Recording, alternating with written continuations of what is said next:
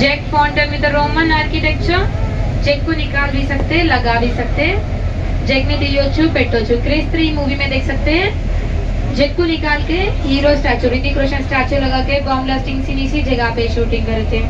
Craze 3 మూవీలో check ని తీసేసి హీరో స్టాచ్యూ పెట్టి బాంబ్ బ్లాస్టింగ్ సీన్ ఇక్కడే షూట్ చేస్తారు।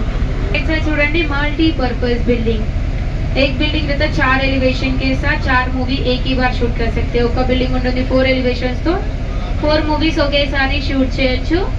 आप देख सकते हैं Telugu and Tamil famous movie Chandramukhi movie Venkatapuram palace के जैसा दिखाते हैं। हिंदी मूवी में देख सकते हैं सूर्यवंशम मूवी में अमिताभ बच्चन का हवेली, आरआरआर मूवी में ब्रिटिश ऑफिसर्स दिखाते हैं कि का टेंपल बिहाइंड द ट्रीज। మీ రైట్ సైడ్ లో పైకి చూడండి टेंपल కనిపిస్తుంది behind the trees. Right side लो पाई ऊपर देखना है आपको, राइट साइड पे ऊपर दिखा है सभी को टेंपल। बिना भगवान का मंदिर है, का स्टेप्स है। ये रहे सामने लेडीज सेंट्रल जेल जैसा दिख रहा है।